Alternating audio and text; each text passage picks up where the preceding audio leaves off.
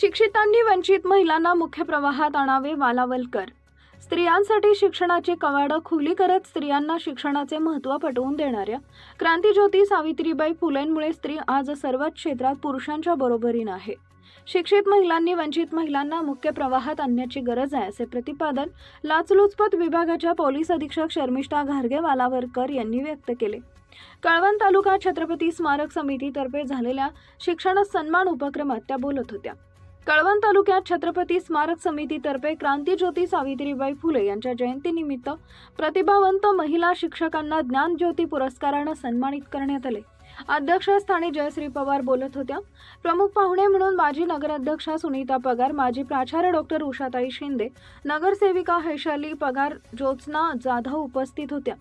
जिल्हा परिषदेच्या माजी अध्यक्ष पवार म्हणाल्या की शैक्षणिक क्षेत्रासह सर्व क्षेत्रातील महिलांनी कर्तृत्व सिद्ध केल्याचं सांगितलंय. माजी प्राचार्य डॉक्टर शिंदे यांनी महिलांनी स्वतःला कमी न लेखता सामाजिक कार्यात सहभागी होत सावित्रीबाई फुलेंच्या मार्गावर चालत राहून इतर महिलांसाठी आदर्श काम करण्याचा सल्ला दिला. स्मारक समितीचे अध्यक्ष भूषण पगार यांनी प्रास्ताविक केले.